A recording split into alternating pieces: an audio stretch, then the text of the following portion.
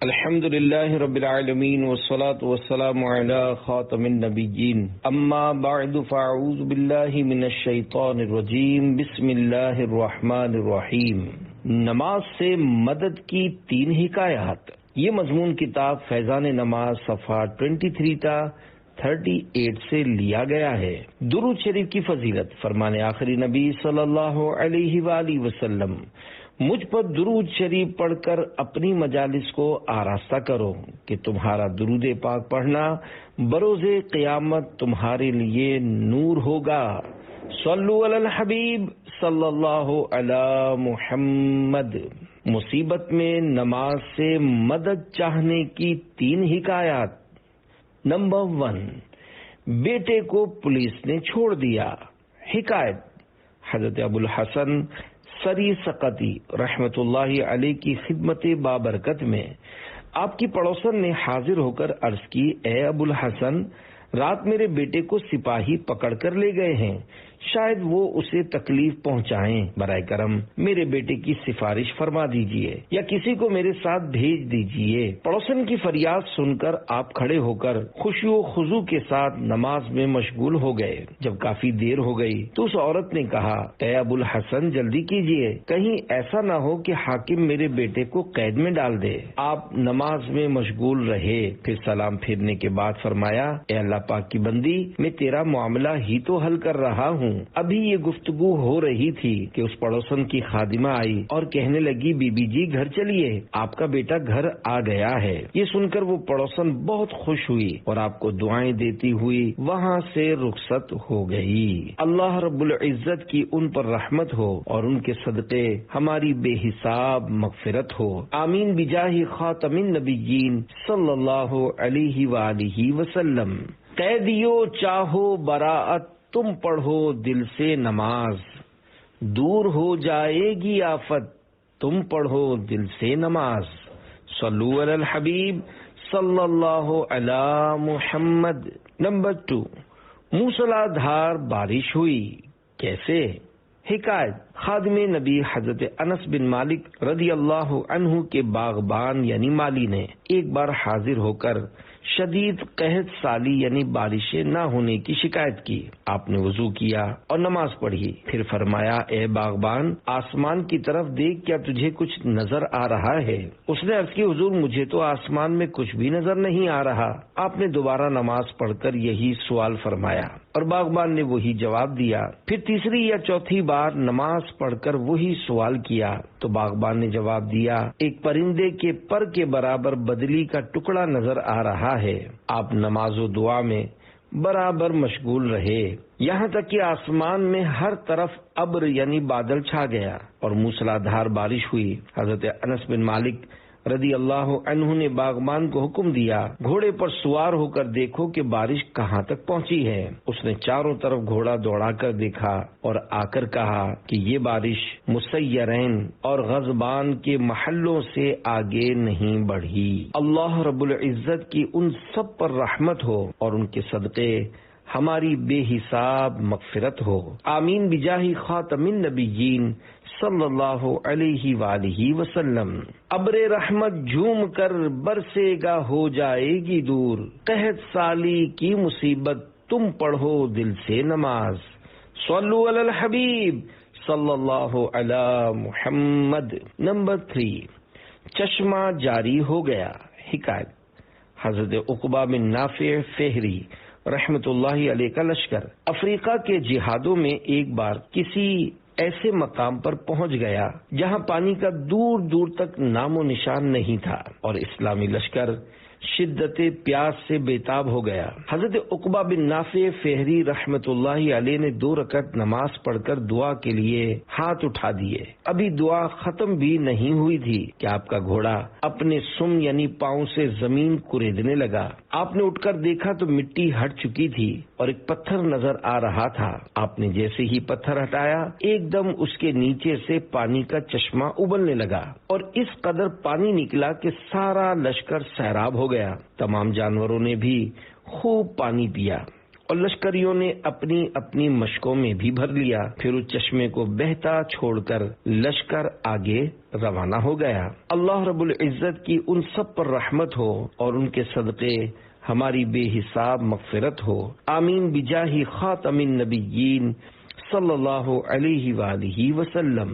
قطع بے آب ہو، بے چین ہو، بے تاب ہو، پیاس کی ہو دور شدت، تم پڑھو دل سے نماز۔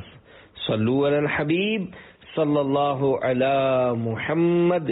ہمیں نماز سے راحت پہنچاؤ اے عاشقان نماز۔ جب کوئی مصیبت آ جائے یا بلا نازل ہو یا کوئی نازک معاملہ درپیش ہو تو فوراً نماز کا سہارا لے لینا چاہیے۔ ہمارے پیارے آقا صلی اللہ علیہ وآلہ وسلم اہم معاملہ پیش آنے پر نماز میں مشغول ہو جاتے تھے، کیونکہ نماز تمام اذکار و دعاؤں کی جامع یعنی پورا کرنے والی ہے۔ اس کی برکت سے رنج و غم سے راحت ملتی ہے۔ یہی وجہ ہے کہ مدینے کے تاجدار صلی اللہ علیہ وآلہ وسلم حضرت بلال رضی اللہ عنہ سے فرماتے، اے بلال ہمیں نماز سے راحت پہنچاؤ، یعنی اے بلال اذان دو تاکہ ہم نماز میں مشغول ہوں اور ہمیں راحت ملے۔ حضرت عبداللہ بن مسعود رضی اللہ عنہ فرماتے ہیں، جب تم آسمان سے کوئی گڑ گڑاہٹ وغیرہ کی ڈراؤنی آواز سنو تو نماز کی طرف متوجہ ہو جاؤ۔ مبسوط میں ہے، جب تاریکی یعنی اندھیرا چھا جائے یا شدید ہوائیں چلنے لگیں تو اس وقت نماز پڑھنا بہتر ہے۔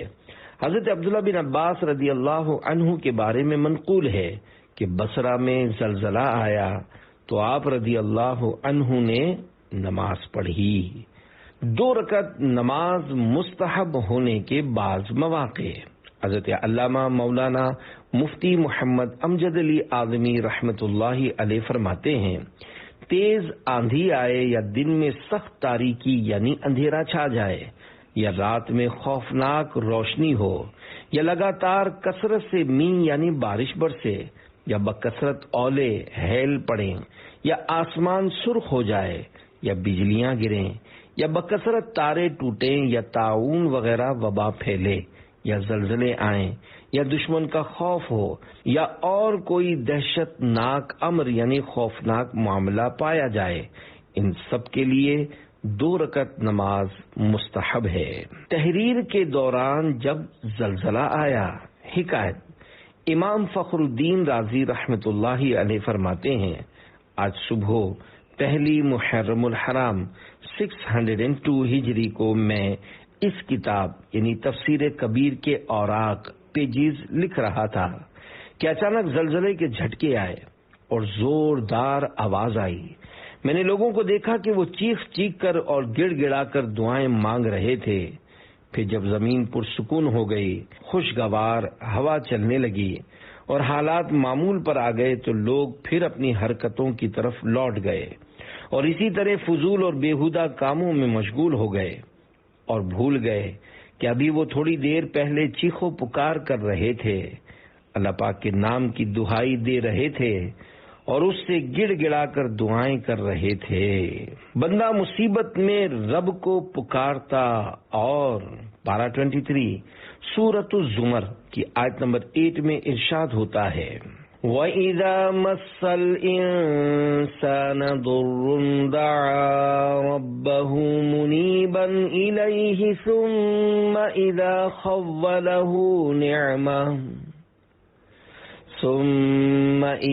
خَوَّلَهُ نِعْمَةً مِّنْهُ نَسِيَ مَا كَانَ يَدْعُو إِلَيْهِ مِن قَبْلُ۔ ترجمہ کنز الایمان۔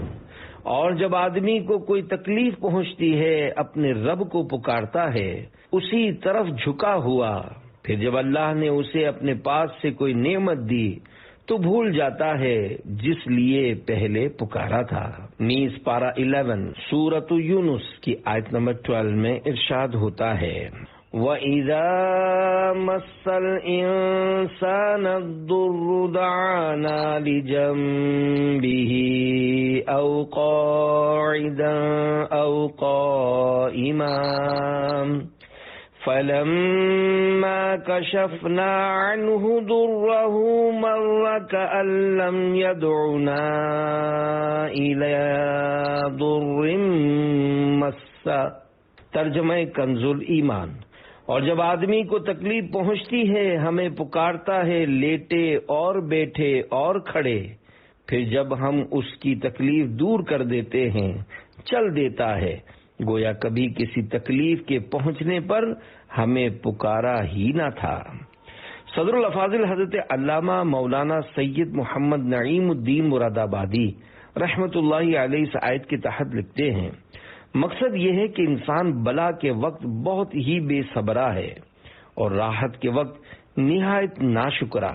جب تکلیف پہنچتی ہے تو کھڑے لیٹے بیٹھے ہر حال میں دعا کرتا ہے، جب اللہ تکلیف دور کر دے تو شکر بجا نہیں لاتا اور اپنی حالت سابقہ یعنی پچھلی حالت کی طرف لوٹ جاتا ہے۔ یہ حال غافل کا ہے۔ مومن عاقل یعنی عقل مند مسلمان کا حال اس کے خلاف ہے۔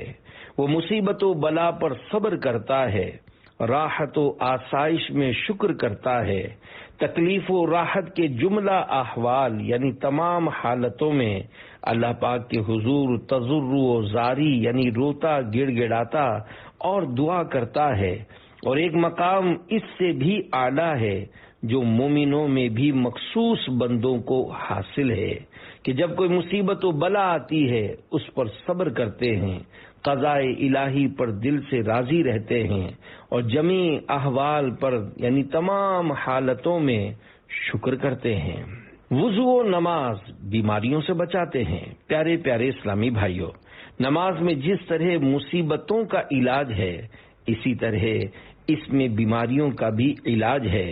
خود طبیبوں کا اعتراف ہے کہ وضو کرنے والا شخص دماغی امراض میں بہت کم مبتلا ہوتا ہے۔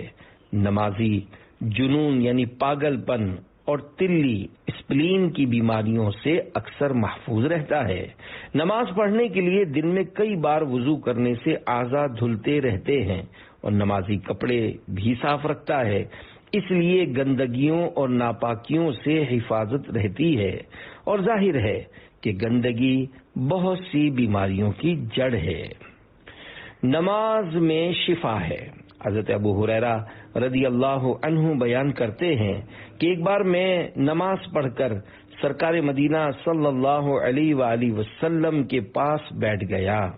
آپ صلی اللہ علیہ وآلہ وسلم نے فرمایا، کیا تجھے پیٹ میں درد ہے؟ میں نے عرض کی جی ہاں۔ فرمایا، قم فصلی فإن فی الصلاۃ شفاء، یعنی اٹھو اور نماز پڑھو کیونکہ نماز میں شفا ہے۔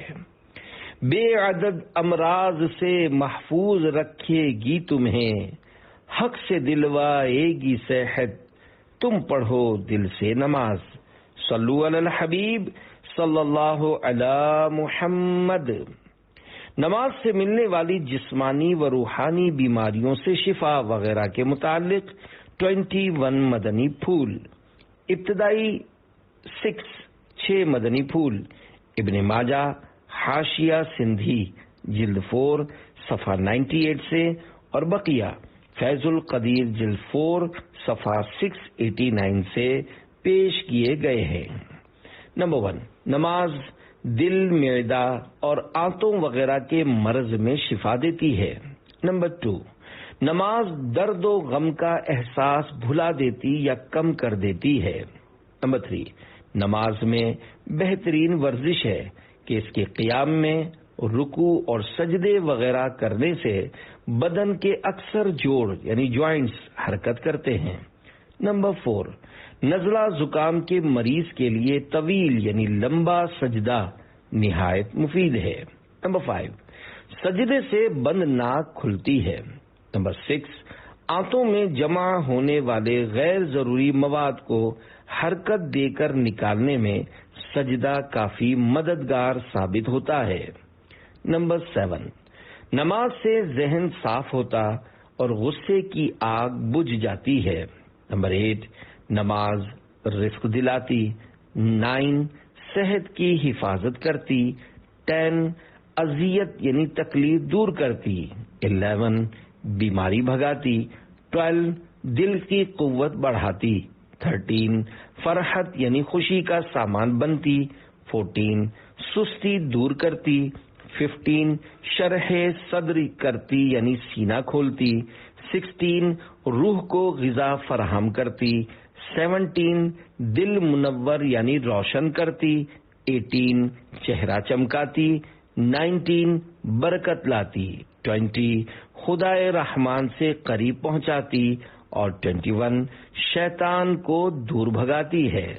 یہ فوائد اسی صورت میں حاصل ہو سکتے ہیں جب نماز اطمینان سے درست طریقے پر ادا کی جائے۔ دور ہوں بیماریاں، بیکاریاں، ناکامیاں، دل میں داخل ہو مسرت، تم پڑھو دل سے نماز۔ صلو علی الحبیب صلی اللہ علی محمد۔ کس نبی نے کون سی نماز ادا فرمائی؟ بعض انبیاء کرام علیہ السلام نے مختلف اوقات کی نمازیں جدا جدا مواقع پر ادا فرمائیں۔ اللہ پاک نے اپنے ان پیاروں کی پیاری پیاری اداؤں کو ہم غلامان مصطفیٰ صلی اللہ علیہ وآلہ وسلم پر فرض کر دیا۔ چنانچہ اعلی حضرت امام احمد رضا خان رحمۃ اللہ علیہ نے چند روایات بیان کرنے کے بعد جس روایت کو بہتر قرار دیا اس کے مطابق نماز فجر حضرت آدم، نماز ظہر حضرت داؤد، نماز عصر حضرت سلیمان، نماز مغرب حضرت یعقوب اور نماز عشاء حضرت یونس علیہ السلام نے سب سے پہلے ادا فرمائیں۔ صبح ہونے کا شکرانہ فتاوی شامی میں ہے، حضرت آدم صفی اللہ علیہ السلام نے صبح ہونے کے شکریہ میں 2 رکعتیں سب سے پہلے ادا کیں تو یہ نماز فجر ہو گئی۔ اللہ رب العزت کی رحمت سے جنت میں اجالا ہی اجالا، نور ہی نور ہے۔ جب حضرت آدم علیہ السلام نے اپنے مبارک قدموں سے زمین کو نوازا تو شب دیکھی، اور پھر صبح آئی تو خوش ہو گئے اور شکرانے میں نماز فجر ادا کی۔ 5 نمازیں امت مصطفیٰ کو دی گئیں۔ مفتی احمد یار خان رحمۃ اللہ علیہ فرماتے ہیں، اور امتوں کو نماز پنجگانہ یعنی 5 وقت کی نمازیں نہیں ملیں، یہ اس امت کی خصوصیت ہے، یعنی امت مصطفیٰ کو ملی ہیں۔ ہاں، یہ نمازیں علیحدہ علیحدہ انبیاء کرام علیہ السلام نے ادا کی۔ نماز اور ماتحتوں کا خیال رکھو۔ ام المومنین حضرت ام سلمہ رضی اللہ عنہا بیان فرماتی ہیں کہ نبی کریم صلی اللہ علیہ وآلہ وسلم اپنے مرض وصال یعنی جس بیماری میں ظاہری وفات شریف ہوئی اس میں فرماتے تھے، نماز کو پابندی سے ادا کرتے رہو اور اپنے غلاموں کا خیال رکھو۔ مصطفیٰ جان رحمت صلی اللہ علیہ وآلہ وسلم کی آخری وصیت۔ حضرت علامہ مولانا مفتی احمد یار خان رحمت اللہ علیہ اس حدیث پاک کے تحت فرماتے ہیں، یعنی نماز کی پابندی و حفاظت کرو، مرتے دم تک نہ چھوڑو۔ معلوم ہوا کہ نماز بڑا ہی اہم فریضہ ہے کہ حضور صلی اللہ علیہ وآلہ وسلم نے خصوصیت سے اس کی وصیت فرمائی۔ سعادت مند اولاد باپ کی وصیت سختی سے پوری کرتی ہے۔ سعادت مند امتی وہ ہے جو حضور صلی اللہ علیہ وآلہ وسلم کی اس وصیت پر سختی سے پابندی کرے۔ اللہ پاک توفیق دے۔ صلو علی الحبیب صلی اللہ علی محمد۔ نماز جنت کی چابی یعنی کی ہے۔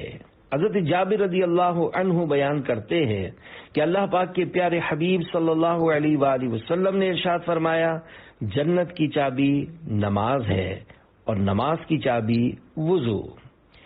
جنت کے درجات کی چابی۔ حضرت مفتی احمد یار خان رحمت اللہ علیہ اس حدیث پاک کے تحت لکھتے ہیں، یعنی جنت کے درجات رینکس کی چابی نماز ہے، لہذا یہ حدیث اس کے خلاف نہیں کہ جنت کی چابی کلمہ طیبہ ہے، کہ اس سے مراد وہاں نفس جنت یعنی خود جنت ہی کی چابی مراد ہے۔ اگرچہ نماز کی شرائط بہت ہیں، وقت، قبلے کو منہ ہونا وغیرہ، لیکن طہارت بہت اہم ہے، اس لیے اسے نماز کی چابی فرمایا گیا۔ حضرت شیخ عبدالحق محدث دہلوی رحمت اللہ علیہ فرماتے ہیں، جس طرح دروازہ چابی یعنی کی کے بغیر نہیں کھل سکتا، اسی طرح جنت کا دروازہ بھی نماز کے بغیر نہ کھلے گا۔ اس لیے نماز کو ایمان کے لفظ سے تعبیر کیا گیا ہے۔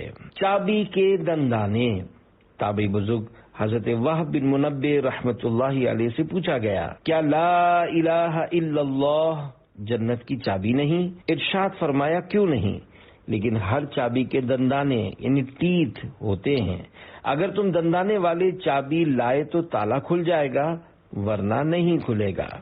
صحابی ابن صحابی حضرت عبداللہ بن عباس رضی اللہ عنہما سے جب تابعی بزرگ حضرت وہب بن منبہ رحمت اللہ علیہ کی یہ بات ذکر کی گئی تو آپ نے ارشاد فرمایا، وہب نے سچ کہا، کیا میں تمہیں ان دندانوں کے بارے میں نہ بتاؤں کہ وہ کیا ہیں؟ پھر آپ نے نماز، زکوٰۃ اور احکام اسلام بیان فرمائے۔ عمدۃ القاری میں ہے، اس یعنی جنت کی چابی کے دندانے فرائض و واجبات کا ادا کرنا اور گناہوں سے بچنا ہے۔ ہر مسلمان جنتی ہے۔ اے عاشقان رسول، اگر کسی نے فرائض و واجبات میں کوتاہی یعنی کمی کی اور گناہوں سے نہ بچا مگر ایمان کے ساتھ اس دنیا سے رخصت ہونے میں کامیاب ہو گیا تو وہ جنت میں ضرور داخل ہوگا۔ اللہ چاہے تو اپنی رحمت سے بے حساب ہی جنت میں داخل فرما دے، اور اگر معاذ اللہ گناہوں کے سبب ادا فرمائے تو بالآخر جنت عنایت فرما دے گا۔ مگر ہم جہنم سے پناہ مانگتے ہیں، خدا کی قسم ایک لمحے کا کروڑواں حصہ بھی کوئی جہنم کا عذاب برداشت نہیں کر سکتا۔ کہیں کا آہ گناہوں نے اب نہیں چھوڑا، عذاب نار سے عطار کو بچا یا رب۔ صلو علی الحبیب صلی اللہ علی محمد۔ وضو میں کی جانے والی بعض غلطیاں نیز حدیث پاک کے حصے نماز کی چابی وضو ہے سے وضو کی اہمیت کا اندازہ لگایا جا سکتا ہے۔ وضو توجہ سے کرنا چاہیے تاکہ اس کا کوئی فرض بلکہ سنت بھی نہ رہ جائے۔ دیکھیے نا، اگر کوئی صرف 250 گرام دودھ بھی گرم کرنے کے لیے چولہے پر رکھتا ہے تو چوکنا رہتا ہے، کیونکہ وہ جانتا ہے کہ اگر میں نے غفلت کی تو دودھ ابل کر ضائع ہو سکتا ہے۔ معمولی سے نقصان سے بچنے کے لیے تو انسان برابر دھیان رکھتا ہے، مگر افسوس آج کل جلد بازی اور غفلت کے سبب اکثر لوگ وضو کی سنتوں کا کوئی خیال نہیں رکھتے، بلکہ بعض اوقات تو فرائض کی بھی پرواہ نہیں کرتے۔ مثال کے طور پر کلی میں منہ کے تمام اندرونی حصوں اور دانتوں کی سب کھڑکیوں وغیرہ میں پانی پہنچ جائے اور ناک میں پانی چڑھانے میں نرم بانسے یعنی نرم ہڈی تک پہنچ جائے۔ وضو میں اس طرح کلی کرنا اور ناک میں پانی چڑھانا سنت مؤکدہ اور غسل میں فرض ہے، لیکن اکثر لوگوں کو دیکھا گیا ہے کہ کلی میں جلدی جلدی 3 بار پچ کر لیتے ہیں یا ناک کی نوک پر 3 بار پانی لگا لیتے ہیں۔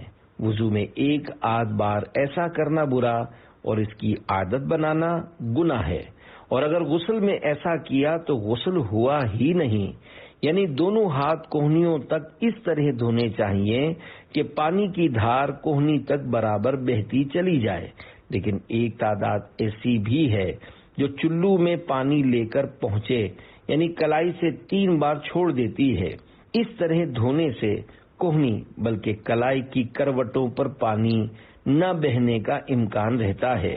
یوں ہی یہ لحاظ بھی ضروری ہے کہ ایک رونگٹا بھی یعنی وہ چھوٹے چھوٹے نرم بال جو انسان کے بدن پر ہوتے ہیں وہ بھی خشک نہ رہے۔ اگر پانی کسی بال کی جڑ کو تر کرتا ہوا بہہ گیا اور بالائی یعنی بال کا اوپری حصہ خشک رہ گیا تو وضو نہ ہوگا۔ غور کیجئے وضو کی بے احتیاطیاں کتنے بڑے اخروی نقصان کا باعث بنتی ہیں۔ وضو کی ضروری معلومات کے لیے مکتبۃ المدینہ کی کتاب نماز کے احکام میں شامل رسالہ وضو کا طریقہ ضرور پڑھیے۔ اگر ایک اسلامی بھائی بھی کوشش کرے تو پیارے پیارے اسلامی بھائیوں، وضو، غسل و نماز کا درست طریقہ سیکھنے اور دنیا و آخرت کی بہت ساری بھلائیاں سمیٹنے کے لیے دعوت اسلامی کے دینی ماحول سے ہر دم وابستہ رہیے۔ آپ کی ترغیب کے لیے ایک مدنی بہار پیش کی جاتی ہے۔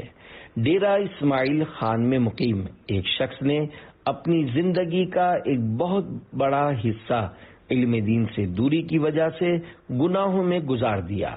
ایک دن قریبی گاؤں کے رہائشی ایک مبلغ دعوت اسلامی ان کے گاؤں میں تشریف لائے۔ انہوں نے بعد عصر علاقائی دورہ کیا، نماز مغرب کے بعد سنتوں بھرا بیان کیا اور بیان کے آخر میں انہوں نے ہفتہ وار سنتوں بھرے اجتماع میں شرکت کی ترغیب بھی دلائی۔ اس اسلامی بھائی نے اجتماع میں شرکت کی نیت تو کر لی، لیکن دعوت اسلامی کا مدنی مرکز گاؤں سے کافی دور ہونے کی وجہ سے اجتماع میں شریک نہ ہو سکے۔ اگلے ہفتے وہی اسلامی بھائی پھر تشریف لائے، علاقائی دورہ کیا اور بعد مغرب سنتوں بھرا بیان کیا۔ اسی طرح ایک ماہ گزر گیا لیکن وہ اجتماع میں شرکت نہ کر سکے۔ تیسری بار وہی اسلامی بھائی مدنی قافلے کے ہمراہ گاؤں میں تشریف لائے اور انفرادی کوشش کے ذریعے ان سمیت 3-4 اسلامی بھائیوں کو اجتماع کے لیے تیار کر لیا۔ اس مرتبہ وہ ہفتہ وار سنتوں بھرے اجتماع میں پہنچنے میں کامیاب ہو گئے۔ سنتوں بھرے بیان کے بعد ذکر و دعا کی، دوران دعا گریہ و زاری کے رقت انگیز مناظر دیکھ کر انہیں بھی رونا آ گیا۔ اجتماع کی برکات ہاتھوں ہاتھ ظاہر ہوئیں اور انہوں نے یہ عزم مصمم کر لیا کہ انشاءاللہ میں مدنی قافلے میں ضرور سفر کروں گا۔ اگلے ہفتے سنتوں بھرے اجتماع میں وہ اکیلے ہی پہنچ گئے اور اجتماع کے اگلے ہی روز مدنی قافلے کے مسافر بن گئے۔ الحمدللہ مدنی قافلے میں سفر کرنے کی برکت سے ان کی نماز، وضو، غسل میں پائی جانے والی غلطیاں دور ہوئیں اور انہوں نے کئی دعائیں بھی سیکھ لیں۔ انہوں نے گناہوں سے توبہ کر کے اپنے آپ کو مدنی رنگ میں رنگ لیا۔ جب مدنی قافلے سے گھر پلٹے تو سر پر امامے کا تاج جگمگا رہا تھا۔ یہ سب دیکھ کر لوگ حیران تھے کہ اس کے اندر یہ تبدیلی کیسے آ گئی۔ کچھ دنوں کے بعد انہوں نے ہمت کر کے مسجد میں فیضان سنت کا درس بھی شروع کر دیا۔ درس فیضان سنت کی برکت سے مزید 3 اسلامی بھائیوں نے امامہ شریف کا تاج سجا لیا۔ اس کے بعد وہ تمام باقاعدگی سے ہفتہ وار سنتوں بھرے اجتماع میں شرکت کرنے لگے اور رفتہ رفتہ ان کے گاؤں میں بھی مدنی کاموں کی مدنی بہار آ گئی۔ آؤ مدنی قافلے میں ہم کریں مل کر سفر، سنتیں سیکھیں گے اس میں انشاءاللہ سر بسر۔ نماز نور ہے۔ حضرت ابو مالک اشعری رضی اللہ عنہ سے روایت ہے کہ اللہ پاک کے پیارے نبی صلی اللہ علیہ وآلہ وسلم نے فرمایا الصلاۃ نور، یعنی نماز نور ہے۔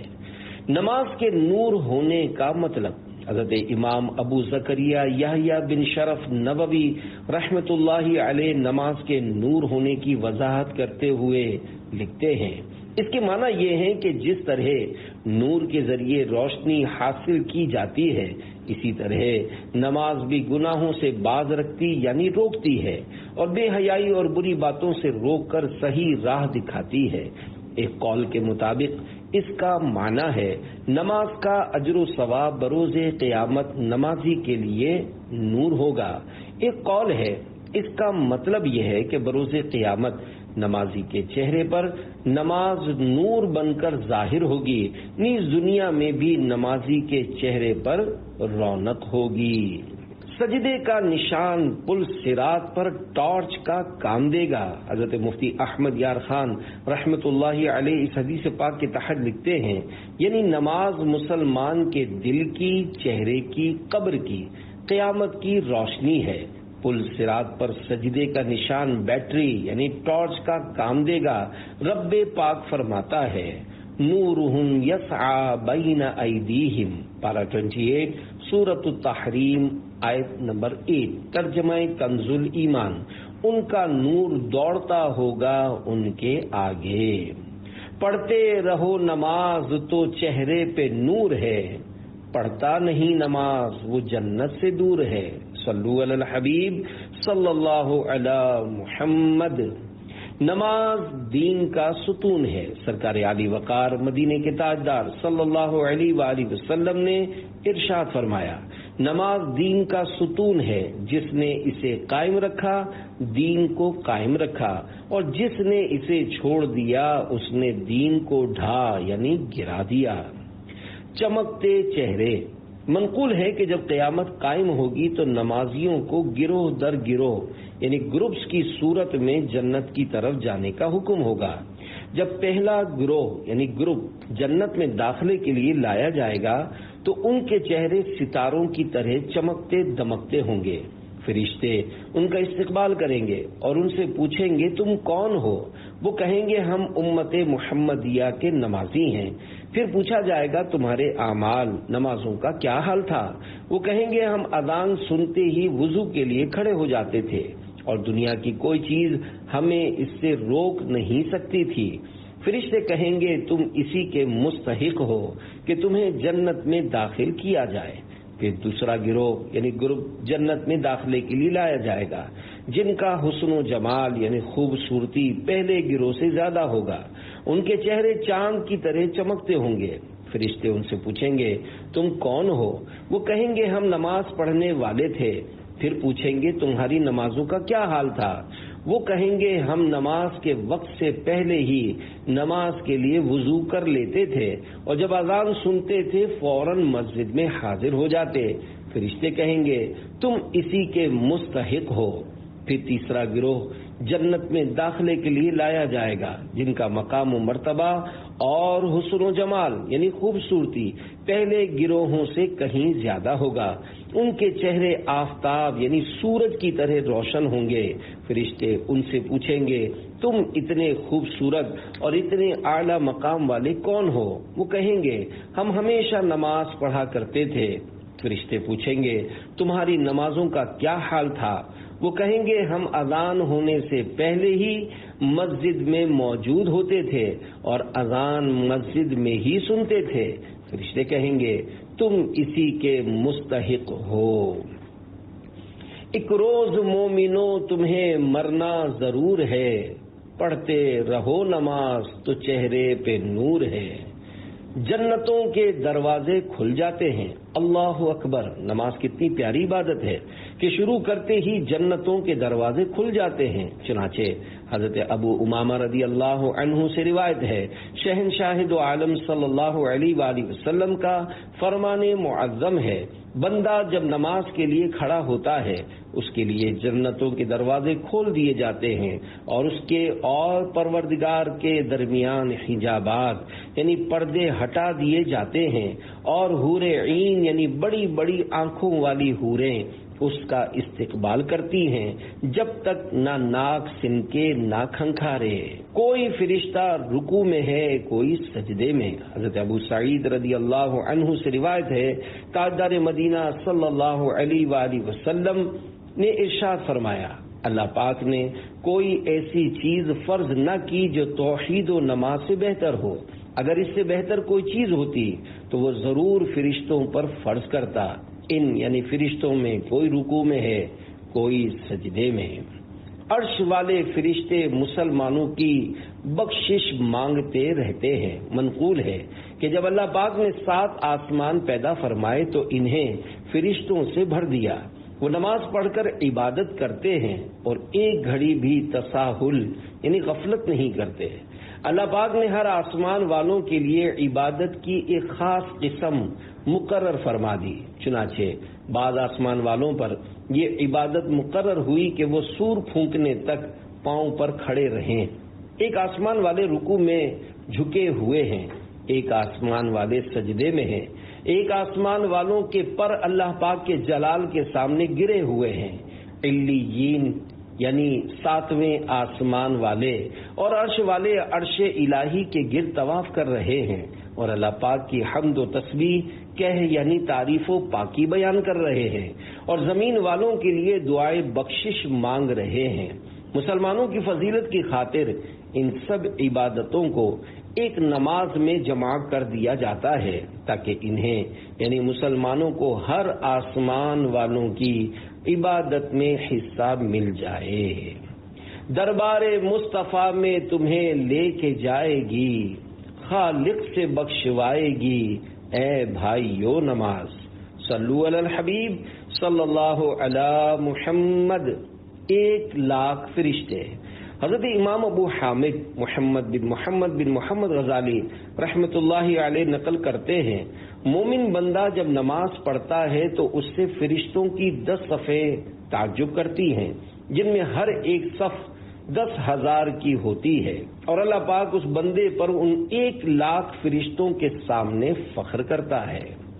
فرشتوں کے تعجب کرنے کی وجہ، حضرت امام ابو حامد محمد بن محمد غزالی رحمۃ اللہ علیہ یہ روایت بیان کرنے کے بعد فرماتے ہیں، اس کی وجہ یہ ہے کہ بندے کی نماز میں قیام و قعود اور رکوع اور سجود جمع ہوتے ہیں، جبکہ اللہ پاک نے ان 4 ارکان کو 40,000 فرشتوں میں تقسیم کیا ہے۔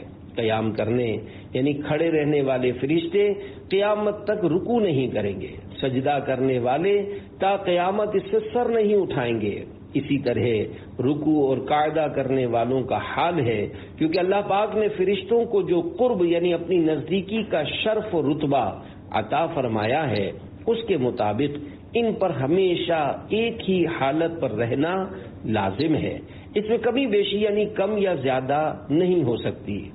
اللہ پاک نے ان کے متعلق خبر دیتے ہوئے پارہ 23 سورۃ الصافات آیت 164 میں ارشاد فرمایا، وَمَا مِنَّا إِلَّا لَهُ مَقَامٌ مَعْلُوم۔